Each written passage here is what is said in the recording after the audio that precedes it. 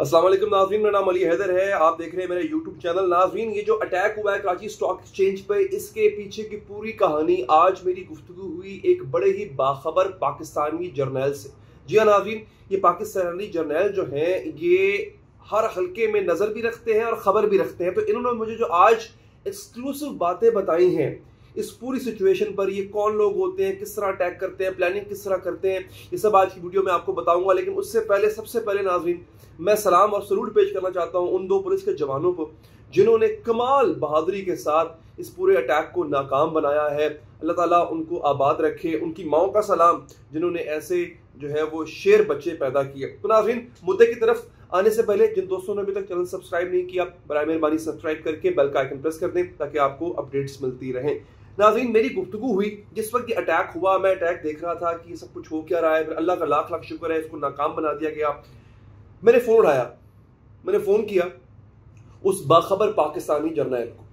मैंने पूछा, सर ये एक ट्रेंड चल रहा है सोशल मीडिया पे कि वो जो 4 मिसिंग पर्सन्स थे, यानी कि 4 लोगों ने अटैक किया था ना, ट्रेंड ये चल रहा है कि वो जो मिसिंग पर्सन्स का रोना लोग रोते हैं, ये है वो 4 मिसिंग पर्सन्स जो कि स्टॉक एक्सचेंज से बाजियाब हुए। तंजन कह रहे थे बाजियाब हुए। यानी कहने का मकसद ये था कि ये जो शोर डाला जाता है, बाज़ बड़े बड़े सहाफ़ी हैं वो शोर डालते हैं, बाज़ बड़े बड़े एक्टिविस्ट हैं वो कहते हैं जनाब ये लोगों को हमारी पाकिस्तानी एजेंसियां ऐसी उठा के ले जाती। पागल है क्या वो? क्या बहुत ज़्यादा पैसे आ गए हैं उनके पास के लोगों को अपना मेहमान बनाना पसंद करती है? मतलब कुछ किया नहीं हुआ उसने, उठा के ले जाएंगी और फिर कहेंगे आए जनाब रोटी पानी हमारे खर्चे से, हमारे पल्ले से खाओ। क्यों? मेरी उनसे बात हुई, मैंने उनसे पूछा, मैंने कहा सर ये मुझे बताएं, ये जो कहा जा रहा है कि ये जो मिसिंग पर्सन से वो यहाँ से मिल गए, तंजन ही कहा जा रहा है, पर क्यों कहा जा रहा है? उन्होंने मुझे बड़ी एक दिल दहला देने वाली और हौलनाक पूरी कहानी बताई कि असल में है क्या, क्यों चंद सहाफ़ी जो हैं वो अपने मफाद की खातिर या चंद पैसों की खातिर ऐसा कर रहे हैं। और एक बंदा है मामा कदीर, उसको अपने बगल में साथ लिए फिर रहे हैं, क्यों कर रहे हैं ऐसा? मैंने उनसे पूछा, उन्होंने मुझे जो बात बताई वो ज़रा गौर से सुनिएगा। वो कहते हैं जनाब कि ये जो मिसिंग पर्सन्स होते हैं ना, करते ही ये हैं कि ये BLA ज्वाइन करते हैं, पैसे मिलते हैं इनको, इनके अच्छे खासे पैसे मिलते हैं। जब ये ज्वाइन कर लेते हैं ना नाज़रीन, तो ज्वाइन करने के बाद ये बताते नहीं है, ट्रेनिंग देना शुरू कर देते हैं, अपनी ट्रेनिंग पे जाना भी शुरू कर देते हैं। वहाँ पे जाके जो है वो हथियार किस तरह चलाना है, हमला किस तरह करना है, गुरिल्ला वॉर किस तरह करनी है, ये सब शुरू कर देते हैं। फिर इनका राब्ता जो है वो करवाया जाता है रॉ के मकामी हैंडलर से। जी हाँ, मतलब ये BLA के पास फंड कहाँ से आ रहे हैं, कभी सोचा है आपने? ये पैसे कहाँ से आ रहे होते हैं? रॉ फंड कर रहा है खुद अजीत डोवाल, ये जो नेशनल सिक्योरिटी एडवाइजर है नरेंद्र मोदी का, इसका अपना बयान ऑन द रिकॉर्ड मौजूद है। कभी फुर्सत मिले तो यूट्यूब पे जाके उसको सर्च कीजिएगा, आपको मिल जाएगा अजीत डोवाल और पाकिस्तान। वो खुद कह रहा है कि तालिबान को हम ट्रेन करते हैं। बलूचिस्तान में जो इस वक्त मूवमेंट चल रही है वो हमारी स्पॉन्सर्ड है। बलूचिस्तान के जो वहाँ के जो मकामी लोग हैं जिनको वरगलाना उनका काम है, उसके लिए फंड हम देते हैं। तो होता यह है कि इन जवानों को फिर रॉ के हैंडलर के हवाले किया जाता है, वो इनको ब्रीफ करता है, वो उनको बताता है। अच्छा, अब होता क्या है? अब इस पूरी सिचुएशन में इनके घर वालों को, अहले मोहल्ला को, रिश्तेदारों को नहीं पता ये क्या कर रहा है। अब उनके नज़दीक हमारा बच्चा सुबह उठता है, नौकरी पे जाता है, नौकरी से वापस आ रहा है, शाम को आ रहा है, रात को आ रहा है, पैसे मिल रहे हैं, पैसे बड़े अच्छे मिल रहे हैं। अच्छा, जब घर में दाने आ रहे हो ना, वो कहावत है, तो जब आ रहे हो तो फिर कोई पूछता नहीं है कहाँ से आ रहे हैं। अक्सर लोग नहीं पूछते कि यार कहाँ से आ रहे हैं। गरीब घरों के लोग होते हैं बेचारे, पैसे आने लग जाते हैं, घर में रेल पेल हो जाती है, घर में खुशहाली आ जाती है, वो माँ बाप भी नहीं पूछते, रिश्तेदार भी नहीं पूछते भाई ये कहाँ से आ रहे हैं। पैसों से उनके मुंह जो है जुबानें वो बंद कर दी जाती है। अब इस पूरी सूरत हाल में एजेंसीज ट्रैक डाउन कर रही होती हैं उनको, कौन कहाँ जा रहा है, कौन किससे मिल रहा है, कौन क्या आ रहा है। अब जब पता लगता है एजेंसीज को जनाब ये तो BLA के कैंपों में जाकर ट्रेनिंग ले रहा होता है, ये तो इसकी हरकतें मशकूक हैं, वो जनाब इंटेरोगेशन के लिए उठाया जाता है। कई दफ़ा ऐसा होता है कि अभी ट्रेनिंग प्रोसेस में ये लोग होते हैं तो इंटेरोगेशन के लिए उठाए जाते हैं। कई दफ़ा ऐसा होता है कि बाकायदा उसका हिस्सा बन चुके होते हैं, फोर्स का हिस्सा बन चुके होते हैं, BLA से रॉ से पैसे खा रहे होते हैं, सरहद पार करके कभी ईरान के बॉर्डर में चले जाते हैं, सब कुछ कर रहे होते हैं। पता चलता है एजेंसीज को, वो बंदा ट्रैक करती हैं, उठा लेती हैं, इंटरोगेशन करती हैं, पूछताछ करती हैं। कसूरवार निकल आए तो बस फिर सूरत हाल जो है वो आपके सामने। अब प्रॉब्लम यहाँ पर यह है नाजरीन कि फिर कहा जाता है कि ये बंदा हमारा बच्चा तो, हमारा भाई तो ठीक ठाक था, अपने काम पे जाता था, इसने तो कुछ किया भी नहीं और उठा लिया गया और फिर शोर मच जाता है, फिर मामा कदीर जैसे लोग जो है वो सामने आ जाते हैं।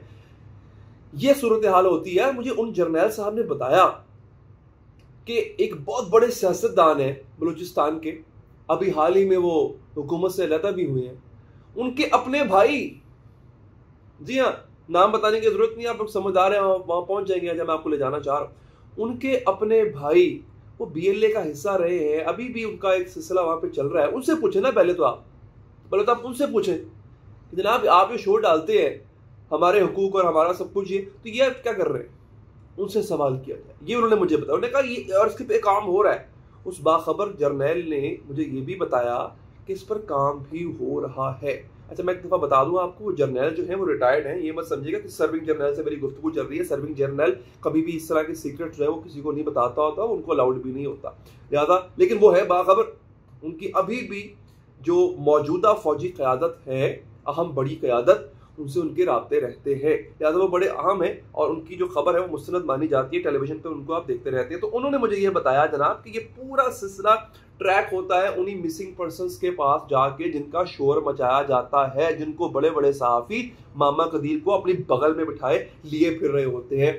तो अब सोचने वाली बात यह है नाजरीन, जैसे मैंने एक आगाज में कहा था, क्या हमारी एजेंसीज के पास, ISI के पास, MI के पास इतना वेला टाइम है कि वो आपको मुझे राह चलते लोगों को उठाते फिर? अच्छा उठा के क्या करेंगे, रखेंगे अपने पास, खाना खिलाना पड़ेगा, छत देनी पड़ेगी, खर्चा करना पड़ेगा ना भाई, क्यों करेंगी फजूल में? क्यों, कभी सोचा है आपने इस बात को? क्यों करेंगे वो? जो शख्स सोसाइटी के लिए, अमन के लिए खतरा होता है, हमारी एजेंसीज उसी पर हाथ डालती हैं। याद रखिएगा नाज़रीन, इंडिया आपके मुखालिफ है, उसने न जाने किस किस को यहाँ पे प्लांट किया हुआ है। अफगानिस्तान से न जाने क्या क्या सूरत हाल, क्या क्या दरअंदाजी पाकिस्तान में करने की कोशिश की जाती है। ईरान का सिस्तान बॉर्डर जो है वहां से न जाने क्या कुछ करने की कोशिश की जाती है। अमेरिका चाहता है यहाँ पर डिस्टेबलाइजेशन हो, कई इजराइल चाहता है सबसे बढ़ के कि पाकिस्तान न रहे, वजूद ही ना रहे। किस किस महाज पे आपकी एजेंसीज को लड़ना पड़ रहा है? इतना फारिग टाइम है, इतना फजूल वक्त है कि हम ये सब कुछ जो है वो इन कामों में लगे फिरें कि जनाब वहां पे अब जो है उसको उठा लो, उसको उठा लो। क्या करना है इनसे, क्या करना है इनसे? अचार डालना है लोगों का। तो ये सोचने वाली बात है कि ऐसे लोग जो एजेंसीज को रिक्वायर्ड होते हैं, जो उठाए जाते हैं। और फिर एक और वजह भी है नाज़रीन, बार बार कहा जाता है इनको ड्यू प्रोसेस नहीं गुजारा जा सकता, इनको अदालती प्रोसेस से। ये लोग इतने खतरनाक होते हैं, इतने हसास नौयत की मालूमात होती है, वो पब्लिक नहीं की जा सकती भाई, क्योंकि ये लोग जो कि रॉ के फंडेड होते हैं, इनको सिर्फ पैसों की सपोर्ट हासिल नहीं होती है, इन लोगों को नाजरीन वो जो एक इंटेलिजेंस सपोर्ट है वो भी हासिल होती है। लिहाजा इनके पास इतनी इंफॉर्मेशन होती है, इनके पास पाकिस्तान के हसास इदारों की इंफॉर्मेशन होती है, हसास जगहों की, हसास और अहम लोगों के बारे में इनको पता होता है। इनका पब्लिक ट्रायल करा के आपने तो उन लोगों को और इदारों को रिस्क में डालने वाली बात है। तो ऐसा पॉसिबल नहीं है कि इन तरह के लोगों को आप पब्लिकली किसी ट्रायल का हिस्सा बनाएं और फिर वो तमाम चीजें जो कि नहीं सामने आनी चाहिए थी, अदालत में तो सवाल जवाब होंगे, अदालत में तो जुरा होगी, एक एक बात पूछी जाएगी, एक एक बात कंगाली जाएगी। लिहाजा ये पॉसिबल नहीं है कि इतनी अहम चीजों को नाजरीन हम इस तरह से पब्लिकली बयान करें और बाद में इसका नुकसान किसको होगा? बाद में इसका नुकसान होगा हमारे मुल्क को, हमारी आवाम को और मुल्क की सिक्योरिटी को। लिहाजा मेरी आपसे ये अपील है, अपने दोस्तों से इत्मीनान रखें और थोड़ा हौसला रखें। इंशाअल्लाह ये जो दहशतगर्दी के अज़ाइम भारत रखता है ये इंशाअल्लाह नाकाम होगा। आप देखें ना, कराची स्टॉक एक्सचेंज को अटैक करने की आप इसके पीछे जरा लॉजिक समझें, क्या लॉजिक हो सकता है? पाकिस्तान की मईशत की रीढ़ की हड्डी को तोड़ना मकसद था। मैंने आपसे कहा था ये भारत जो है अब खुल के नहीं खेलेगा, ये इस तरह से पाकिस्तान को नुकसान पहुंचाने की कोशिश करेगा। और आज मैं फख्र से सीना तान के कहता हूं, मुझे बहुत फख्र है हमारी सिक्योरिटी एजेंसीज में, वो पहले भी पाकिस्तान को यूं ही महफूज बनाते आए हैं। यार दो लोग आप ये देखें, आप ये मत देखें कि 4 दहशतगर्द थे, आप ये देखें कि ये पूरा भारत खड़ा था इनके पीछे मोदी खड़ा था, इनके पीछे अजीत डोवाल खड़ा था, इनके पीछे भारतीय आर्मी, भारतीय एजेंसी रॉ खड़ी थी। ये 4 लोग नहीं थे, लेकिन जो हमारे 2 सिपाही थे, 2 जवान थे, उन शेर के बच्चों का सलाम है, किस तरह से पूरा एक मुल्क के जो बुरे अज़ाइम थे, गंदे अज़ाइम थे, खाक में मिला दिया। एक powerful agency, Roy powerful agency है, उसके अज़ाइम को दो जवानों ने खाक में मिला दिया। तो जनाब एक दफ़ा फिर मैं इन अपने जवानों की और बाकी सिक्योरिटी एजेंसी के जवानों की सिक्योरिटी और उनकी सलामती के लिए दुआ को हूँ, आपसे भी दुआ की अपील है। दीजिए इजाजत नाज़रीन, वीडियो पसंद आई हो लाइक कीजिएगा, फीडबैक देने के लिए कमेंट भी कीजिएगा और चैनल सब्सक्राइब करके बेल का बटन प्रेस कर दें, आपको अपडेट्स मिलती रहेंगी। दीजिए इजाजत, अल्लाह निगहबान।